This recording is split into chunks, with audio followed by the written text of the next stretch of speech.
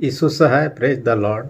जब पतझड़ शुरू होने लगता है और कोमल कोमल पाते निकलने लगते हैं, हम जान जाते हैं कि ग्रीष्मकाल निकट है और हम उस काल में प्रवेश करने वाले हैं।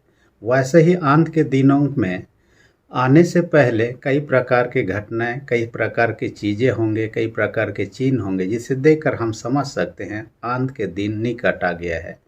हम वर्तमान समय में एडवेंट काल में हैं और एडवेंट काल का दूसरा सप्ताह में यानी कि सेकेंड एडवेंट में है। और एडवेंट का अर्थ है आगमन। और ये यीशु का पहला आगमन और दूसरे आगमन पर हम चर्चा करते हैं। जर्मनी में आगमन के काल के विषय में मैंने पढ़ रहा था कि पहला एडवेंट पर एक कैंडल जलाया जाता है, दूसरा एडवेंट पर 2 कैंडल, तीसरा एडवेंट पर 3 और चौथा एडवेंट पर 4 कैंडल जलाए। परंतु कई चर्चों में 1, 2, 3 के बजाय अलग अलग कलर का कैंडल को जलाने या मोमबत्ती को जलाने का उनका प्रचलन दिखाई देता है और उनका अपना अपना अर्थ और महत्व कहते हैं। पहला जो हुआ सप्ताह है, पहला एडवेंट के समय में ये पर्पल कलर का यानी बैगनी कलर का कैंडल को जलाया जाता है और ये आशा का प्रतीक है। और इसका नामकरण भी दिया गया, उस कैंडल का नामकरण प्रोफेसी कैंडल, भविष्यवक्ताओं के द्वारा भविष्यवाणी किए जाने की एक उम्मीद की मसीहा यानी कि जगत का उद्धारकर्ता आने वाला है। दूसरा सप्ताह जो सेकेंड एडवेंट पर है, ये भी पर्पल कलर का होता है और बैगनी रंग का ही, और इसका अर्थ होता है विश्वास का प्रतीक के रूप में दूसरा एडवेंट पर। और इस कैंडल का नामकरण किया गया है बेथलेम कैलेंडर, क्योंकि यीशु मसीह का जन्म बेथलेम में ही होता है और इसी के कारण से इस प्रकार की तीसरा का सप्ताह पर तीसरा प्रकार का कैंडल जलाया जाता है। यह पिंक कलर का होता है, गुलाबी कलर का होता है और ये आनंद का प्रतीक होता है। यीशु के आगमन के कारण से जगत में आनंद हुआ और गडरियों ने सबसे पहले आनंद मनाया, क्योंकि ये स्वर्गदूतों का संदेश पहली बार सुना और यीशु का दर्शन उन्होंने किया। इसलिए इस सप्ताह का नामकरण किया गया, इस कैंडल का नामकरण किया गया है शेफर्ड कैंडल। चौथा सप्ताह जो एडवेंट का आखिरी सप्ताह होता है, ये भी पर्पल कलर का यानी कि बैगनी कलर का होता है और ये शांति का प्रतीक है। और शांति का प्रतीक होने के कारण से इस कैंडल का नामकरण किया एंजल्स कैंडल के नाम से। जो कुछ भी हो, कैंडल जैसे भी हो, उनका अपना अपना प्रतीक के रूप में चिन्हित करते हैं। इसके साथ ही साथ जब प्रभु यीशु मसीह का जन्म पर्व आता है यानी दिसंबर 24 रात हो जाता है, पुण्य रात जिसे कहा जाता है, उस रात को व्हाइट कैंडल या तो मोमबत्ती जलाने का प्रचलन है और उस कैंडल का नामकरण भी दिया गया है।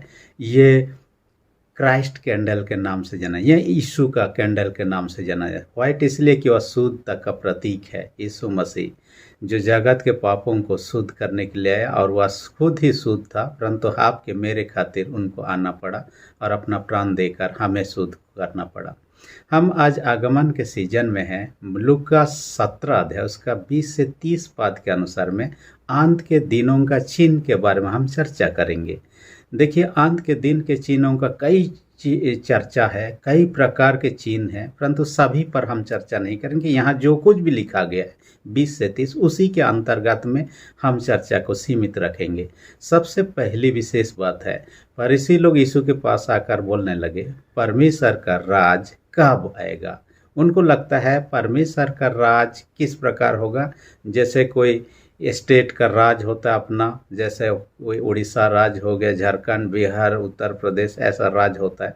उनका सोच था कि मसीहा का जो राज होगा उस प्रकार का दिखने में। उन्होंने कहा दृश्य रूप से ये आता नहीं है, यानी कि परमेश्वर का राज तब तो कैसा है, अदृश्य रूप से है। तो देखिए, यूहन्ना यीशु के आने से पहले कहा दिया था, लोगों को मान फिराव का सुसमाचार सुना रहा था, स्वर्ग का राज निकट है इसलिए मान फिराव। इन्होंने मान फिराव का सुसमाचार सुनाया, मन फिराव का बपतिस्मा दिया, मन फिराव का वचन को उन्होंने प्रचार किया। और किसके लिए? यीशु आ रहा है, यानी यीशु का आगमन कोई परमेश्वर का राज के नाम से जाना। और जब यीशु मसीह दुनिया में आए, उन्होंने अपने से भी साफ साफ उन्होंने कर दिया, परमेश्वर का राज तुम्हारे बीच में है। यानी कि यीशु मसीह जिसके पास में, जिन्होंने यीशु मसीह को ग्रहण कर लिया है, जिनके मन यीशु मसीह पर विश्वास करता है, जो यीशु मसीह के शिक्षाओं पर चलता है और यीशु की इच्छा अनुसार अपने जीवन का व्यतीत करता है, वो परमेश्वर के राज में प्रवेश कर चुका है। यानी कि जहाँ यदि बीजेपी शासन कर रहा है तो वहाँ बीजेपी का राज काम कहते हैं, कांग्रेस शासन कर रहा है तो कांग्रेस का राज कहते हैं। वैसे ईश्वर का शासन जहाँ हमारे मन अंतकरण में होने लगता है तो हम जो है स्वर्ग राज में प्रवेश कर चुके हैं। और ये मन के अंदर की बातें हैं, विश्वास के द्वारा ग्रहण किया जाता है और यीशु पर विश्वास कर उसके आज्ञा पालन कर हम उस राज के भागी हुए रहते हैं। और इसका चिन्ह दिखाई देता है। चिन्ह कैसे होगा? इसका चिन्ह है परमेश्वर के राज यहाँ पर है। इसका चिन्ह है बीमार चंगे किए जाते यीशु के नाम से, और दुष्ट आत्मा यीशु के नाम से निकाले जाते हैं। मुर्दे आज भी यीशु के नाम से जिंदा किए जाते हैं। हालांकि सब जगह सब घड़ी ऐसे नहीं है, परंतु ये होते आ रहा है और हो रहा है और आने वाला दिन में भी होगा। इसका मतलब है ईश्वर का राज या परमेश्वर का राज हमारे बीच में अब भी विद्यमान है, परंतु उस राज में सब कोई शामिल नहीं है। जो सच्चाई से यीशु पर विश्वास करते हैं, उसके इच्छा अनुसार चलते हैं, समझ लीजिए उनके जीवन में परमेश्वर के शांति होता है। ये परमेश्वर के राज में प्रवेश कर चुके। इसके परिपूर्णता यीशु का दूसरे आगमन के साथ होने लगेगा। इसलिए आपको मुझे क्या करना है, आज भी यीशु पर कई लोग विश्वास नहीं करते, उनको यीशु के बारे में बताना ताकि ये लोग भी उसमें शामिल हो सके। आज भी चंगाई का काम होते हैं। मैं पढ़ रहा था सिस्टर यशोदा के बारे में, उनका जीवन की टेस्टिमनी के बारे में, और ये काशीपुर की रहने वाली है। अपने जीवन के विषय में बताती है। ये पंडित या ब्राह्मण परिवार से जन्मी हुई थी। पूजा पाठ में दिन रात लगी, इसलिए कि उसके पिताजी इस काम में थे और इस कारण से घर में कभी पकाना नहीं होता था। बाहर से ही कई बार खाना पीना सब कुछ मिल जाता था, परंतु जीवन में उनको बीमार आया, जिनके कारण से परेशान से रहने लगी। यहाँ वहाँ कई प्रकार के उन्होंने पूजा विधि किया, कुछ ये नहीं हुआ। इन्होंने यहाँ वहाँ इलाज किया, फिर भी उससे कुछ लाभ नहीं हुआ। चंगाई प्राप्त करने के लिए कई बार उन्होंने क्या किया, अपने हथेलियों पर इन्होंने क्या कर रहे थे, बत्ती जला रहे थे, और बत्ती जलने का उनका हाथ जलने लगता, लेकिन इतना कठोर वो सहने के लिए कोशिश करती और ईश्वर को, जिस भगवान को मानती, वो प्रसन्न हो सके। एक बार उन्होंने ये ठानी कि मैं अपना गला को काट दूं और काली भगवान को चढ़ा दूं। इसलिए अपने साथ में हथियार भी लेके मंदिर में चली गई। लोगों का भीड़ को काम होने लगे ताकि मैं अपने गले को काट लूं, चढ़ा दूं। उनको वो प्रसन्न हो जाएगी तो मैं फिर से जीवित हो जाऊंगा, उनका विचार था। परंतु काफ़ी भीड़ के कारण वो नहीं कर पाई। बाद के दिनों में जब बीमार से ग्रस्त होकर अपने बेड में पड़ी रही, किसी ने आकर उसको सुसमाचार सुनाया। बाइबल में से नया नियम उनको दिया पढ़ने के लिए। उनको कहा इसे पढ़िए, विश्वास कीजिए तो आप चंगे हो जाएंगे। जैसे भी रहा, उनको चंगाई मिलना था, प्राप्त करने का इच्छा था, इसलिए उन्होंने पढ़ना शुरू किया। कुछ दिन के अंतराल के बाद में वो चर्च जाना शुरू किया और उसका जीवन में जो बदलाहट होना शुरू हुआ, उनका स्वास्थ्य में बदलाहट हो गया, पूर्ण रूप से चंगाई को प्राप्त कर लिया। आज वह प्रभु की अच्छे सेविका है और वह कम से कम प्रभु के राज में शामिल हो चुकी है। कई लोग ऐसे हैं, कभी मैंने कहा सोलापुर का आनंद आचार्य के बारे में, उसके टेस्टिमोनी का आप सुन सकते हैं। अपने जीवन में जो अंडरवर्ल्ड से जुड़े हुए थे, उन्होंने 40 पास्टरों को मारने के लिए सुपारी ले रखा था, लेकिन उसका बेटी इतना बीमार हो गई, उनके परिवार के सदस्य डॉक्टर नर्स में थे, किसी ने भी उसका इलाज करते सही नहीं कर पाया। डॉक्टरों ने जवाब दे दिया कि हम बचा नहीं पाएंगे। किसी ने कहा चर्च में प्रार्थना करवाइए, और वहाँ जाने के बाद प्रार्थना करो, उसका बेटी ठीक होने लगी, उसका जीवन बदल गया। आज भी लोगों का जीवन बदल रहा है और प्रभु के राज में दिन प्रतिदिन लोग शामिल हो रहे हैं। आपका मेरा अपना इच्छा है, हम उस पर शामिल हों ना हो, उस पर विश्वास करें ना करें, ये स्वतंत्र इच्छा है। परंतु बुद्धिमानी इसमें है कि हम उसके राज में प्रवेश करने, उस पर विश्वास करें। दूसरी विशेष बात कहता है, अंतिम दिन से पहले लोग क्या कहेंगे, यीशु यहाँ है, यीशु वहाँ है, इस प्रकार के अफवाह फैलाएंगे। कोई कोई तो खुद ही मैं ही ईश्वर हूँ ये कहेंगे। हमने बीते दिनों में कई लोगों का चर्चा किया अपने वीडियोस में कि अपने आप को ईश्वर कहा, यीशु कहा या उसके परमेश्वर का संतान का या मसीहा के रूप में घोषणा किया। एक व्यक्ति का नाम को फिर से मैं दोहराना चाहूँगा, वो था रसिया देश का विसरियन।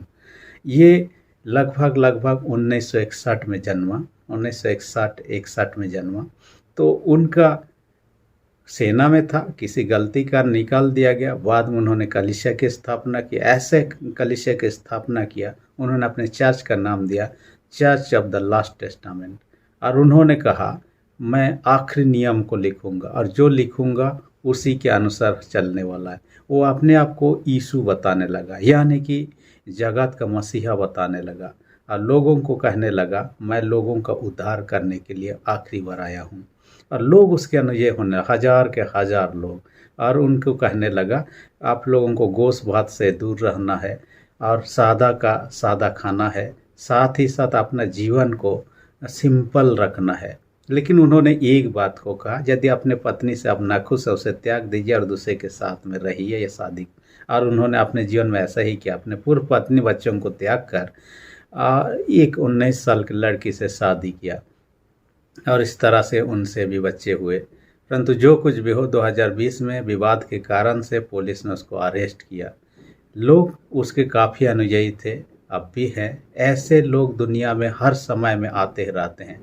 अब यदि उनके बारे में पढ़ेंगे, एक से एक लोग अपने आप को, बेन डेविड के बारे में आप लोग जानते होंगे, वो अपने आप को न केवल यीशु कहने लगता है उद्धार करता, वो अपने आप को कृष्णा, अपने आप को मोहम्मद, अपने आप को सब चीज़ मानने लगता है।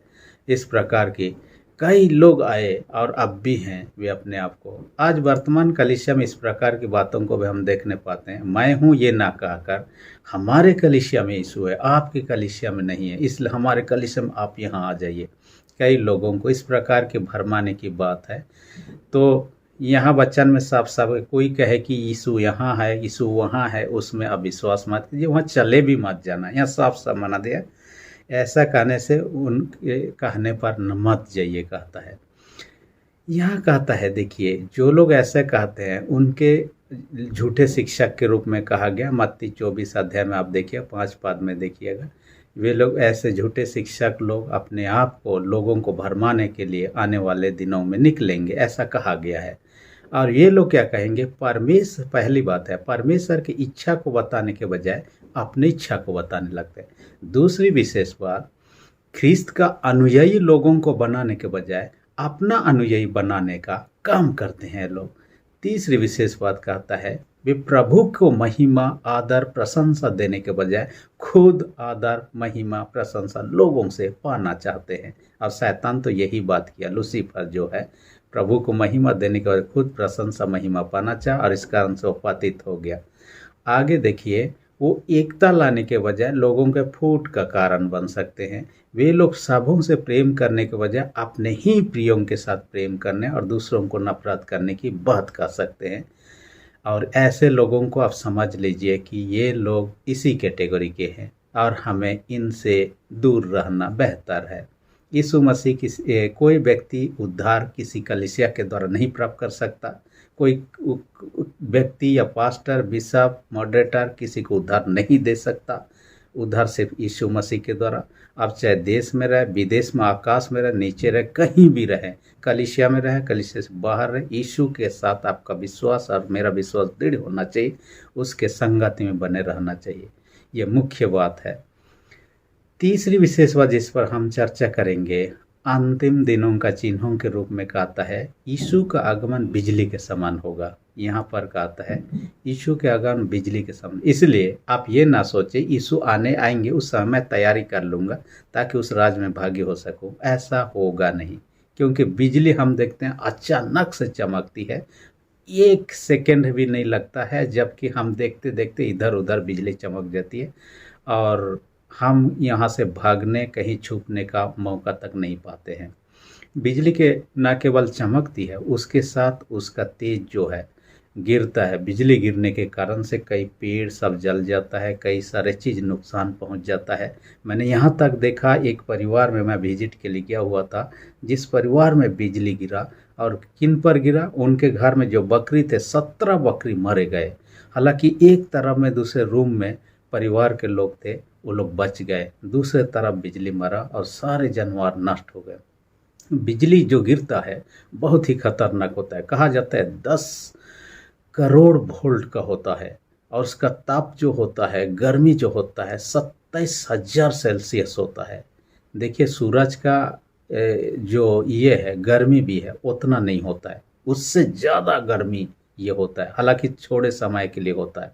तो कितना खतरनाक हो सकता है आप सभी।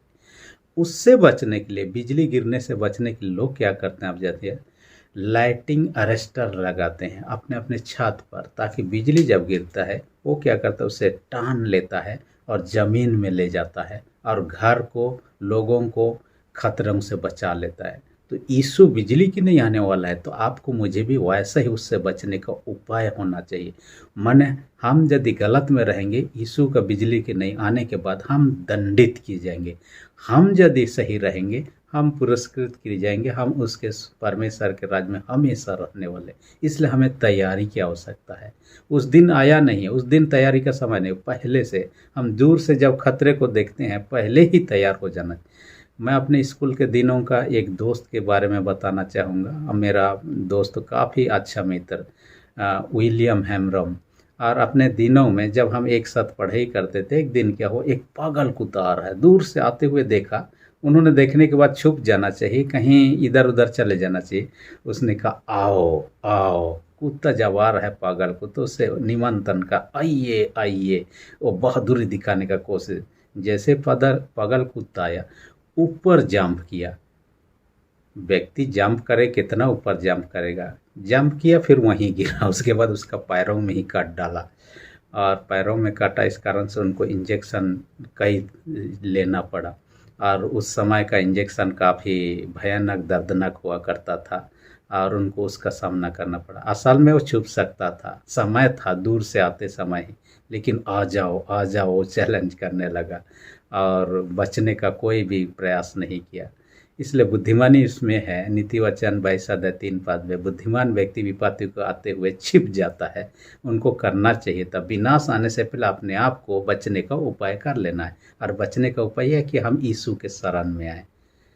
इसलिए तो भजन संहिता 46 अध्याय 1 में कहता है, यहोवा हमारा संस्थान है, संकट के समय में अति साहस से मिलने वाला ईश्वर है। कहता है हमें उसके शरण में आना है, हम सेफ हैं, सुरक्षित हैं। चौथी विशेष बात कहता है आज के वचन में, जो कि अंत के दिनों का चिन्हों में कहता है। अंतिम दिनों में क्या होगा, नूह के जल प्रलय के समय के समान और सदोम अमरा के समान होगा। और आज देखते हैं उस नूह और सदोम अमरा के समय में क्या क्या चीज़ होता था। खाना पीना, शादी ब्याह, खरीद बिक्री, पेड़ लगाना, घर बनाना इत्यादि लोग लगे रहते थे। इनमें इतना बिजी होते, ईश्वर को याद करना भुला जाते थे, अपने ही दुनिया में मस्त रहते। लेकिन नूह के दिनों में देखिए, नूह परमेश्वर का सच्चा उपासक था, ईश्वर को नहीं भूला, उसकी इच्छा अनुसार चलते रहा। लोगों को बताते रहा कि 120 साल तक, जब तक नौका बना, लोगों को कहा अपने आप को बचाना है तो अपने लिए नौका बना लीजिए ताकि बच सको। कोई विश्वास नहीं किया। जब ये बन के ख़त्म हो गया, सारे लोग पानी में डूबने लगे, तब नूह से कहने हमारे लिए भी दरवाज़ा खोल दीजिए। उन्होंने कहा ऐसा संभव नहीं है, सबके लिए ये जगह नहीं है, हम जितना हैं उतनों के लिए खाली ये जगह है। और सारे के सारे लोग डूब के मर गए। सदोम अमरा के लोगों का पाप को देखिए, ये लोग कामुकता से भरे हुए लोग थे और उन्होंने क्या कहता, पुरुष लोग पुरुषों के साथ में भोग करना चाहते या तो व्यभिचार करना चाहते, इस प्रकार का। इसलिए लूत के घर में जो मेहमान आए तो उनके साथ भी व्यभिचार करने के लिए उतारू थे। लूत तो अपना दोनों बेटियों को भी देना, इतने भारी घिनौने काम वहाँ हो रहा था। इसलिए परमेश्वर ने उस नगर को आग और गंधक वर्षा कर नष्ट कर दिया। देखिए हम ऐसे नष्ट होने से बचना चाहते हैं। नूह के समय के लोग नष्ट हो गए, सदोम अमरा के लोग नष्ट हो गए। हम इन परिस्थितियों में नूह को देखते हैं बच गया, लूत का परिवार को देखते हैं बच गया। हम भी बचना चाहते हैं तो हमें भी नौका बनाने की आवश्यकता है, हमें भी बचने का उपाय की आवश्यकता है। और बचाने वाला तो यीशु मसीह है। यीशु नाम का अर्थ ही है मुक्तिदाता या छुड़ाने हारा। जो बचाने का काम करता है, छुड़ाने का काम करता है, मुक्ति देने का, मोक्ष देने का काम करता है। इसलिए हम यदि आज गलत दिशा में जा रहे हैं तो हमें आज ही अपने आप को सुधारना है। हम गाड़ी चलाते हैं तो गाड़ी में ब्रेक भी होता है, स्टीयरिंग भी होता है जिसमें घुमा सकते हैं। हम गलत दिशा में जरा अभी ब्रेक लगाएं, अपने स्टीयरिंग को मोड़ें और हम सही दिशा में मुड़ जाएं, नहीं तो विनाश निश्चित है। हम यदि गलत काम करते परिणाम गलत होगा। मैं बीते दिनों में पढ़ रहा था चाइना के बारे में। वहाँ एक शासक था जो क्रूर शासक के रूप में भी जाना जाता है, माओ जेडंग के नाम से। और ये लगभग देखिए अपने समय में लोगों को क्या आदेश दिया। ये पक्षी लोग बेकार के लोग हैं, मक्खी लोग बेकार के लोग हैं, बेकार की चीज़ें हैं, और चूहे लोग भी इस प्रकार से, और मच्छर लोग। उन्होंने आदेश निकाल दिया कि इनको मार डाला जाए, इनका कोई काम नहीं। इन्होंने आदेश देने के बाद इनाम भी घोषणा कर दी, जिनके कारण से लोग उनको बहुत ज़्यादा से मारने लगे। और इतने ज़्यादा मार दिए, उसमें सारे पक्षी लोग मारे गए, चूहों को मार दिया गया, मच्छर को मार दिया गया, फिर मक्खियों को भी मार दिया गया। फिर देखिए जब दूसरे साल फसल किया जाने लगा, सारे कीट साफ और कीड़े साफ और वहाँ पर कई प्रकार के और ये सब उग गए और उनके फसलों को खा कर नष्ट करने लगे, सारे फसलों। ये पक्षी लोग थे, ये लोग क्या करते थे, उनको खाने वाले थे, परंतु उनको मार दिया गया। इस कारण से कीड़ों को और जो कुछ भी उनके फसल को नष्ट कर रहे उनको मारने वाला कोई नहीं निकला। अंत में उन्होंने कीटनाशक का प्रयोग किया, परंतु इसके माध्यम से क्या कर दिया, और ही ज़मीन को और फसल को वे लोग और दूषित कर दिया, जिनके कारण से उनके सारे फसल बर्बाद हो गए। वे लोग कंगाल हो गए, लोग भूख के मारे तड़पने लगे, एक दूसरे को मारने पीटने लगे, एक दूसरे का हत्या लूटपाट मच गया। और उसके समय कहिए 3 से 3.5 करोड़ लोग मारे गए। इतने सारे लोग, उनका गरीबी हालत बहुत ही ज़्यादा हो गया, देश का आर्थिक हालत गिर चुका। देखिए एक गलती के कारण से। और ये मरने की जो प्रक्रिया आदेश दिया, द ग्रेट स्पैरो कैंपेन के नाम से जाना जाता है। एक गलती, एक गलत डिसीजन कर पूरा देश क्या हालत हो गया। देखिए करोड़ करोड़ लोग मारे गए। हमारा गलतियों के कारण से हम भी भविष्य में इस प्रकार की सजा भोग सकते हैं जो कि कल्पना से बाहर है। हम उससे बचना चाहते हैं, प्रभु के करीब हैं। जैसे देखते हैं मुर्गे के छोटे छोटे बच्चे जब खतरे को आते देखते हैं, वे लोग दौड़ के आ जाते हैं अपने माँ के शरण में। वो अपने पंख के नीचे छुपा लेती है, उनको बचाने का कोशिश करती है, जो भी खतरा उससे उनको डिफेंड करने का कोशिश करती है। हम भी उसके शरण में हैं, हम सुरक्षित हैं। देखिए यीशु का दूसरे आगमन उनके लिए डरावना है जो गलत है, परंतु जो प्रभु का उम्मीद देख रहे हैं, उस विश्वास में थे, उनके लिए खुशी का समय होगा। जैसे पुलिस जब आता है, चोरों के लिए डर की बात है, परंतु जो भले इंसान है उनके लिए अच्छा है, ताकि हमारे प्रोटेक्शन के लिए पुलिस आ गया है। दूसरी बात है, परीक्षा आने पर वो व्यक्ति डरने लगता है, कभी पढ़ता नहीं है, ठगता है, खाली वो परीक्षा को आकर डरने लगता है। लेकिन जो स्टूडेंट पढ़ाई किए रहता है, परीक्षा की तैयारी किए रहता है, परीक्षा को आकर डरते नहीं है। वैसा ही है यीशु का दूसरी आगमन, दुनिया का अंत के दिनों को आने का देखते हुए हम यदि विश्वास में स्थिर हैं, हमारे लिए वो आनंद का समय होगा। परंतु हम यदि गलत में रहेंगे, प्रभु से दूर हैं, हमारे लिए डर का कारण होगा। इसलिए आइए प्रभु के करीब शरण में आए, ताकि हम उसके द्वारा उस आनंद जीवन का अधिकारी हो सके। परमेश्वर वचन अधिक से आशीष दे, आमीन। हम प्रार्थना करें। सेनाओं के जीत पिता धन्यवाद देते हैं, आज के वचन के द्वारा हमसे बातें किया, शिक्षा की बातें हमारे जीवन में हे पिता व्यवहारिक रूप में काम में लाने पर इसमें सहायता अगुवाई कर। हर एक बीमारी को तेरे हाथ में सौंप देते हैं, उनके प्रति दया दृष्टि कर, उनके सारे बीमारियों को यीशु के सामर्थ्य लहू से दूर कर दे। जो विश्वास में कम, जिनके विश्वास को दृढ़ और मजबूत कर। प्रार्थना यीशु के नाम से मांगते हैं, आमीन। यदि आपने अब तक मेरे चैनल को सब्सक्राइब नहीं किया, इसी घड़ी नीचे जो रेड बटन से प्रेस करके सब्सक्राइब कर दीजिए, और जब बेल आइकन निकले उसे प्रेस करके ऑल पर सेट कर दीजिए, ताकि आने वाले वीडियोस का नोटिफिकेशन आपको समय पर मिल सके। धन्यवाद।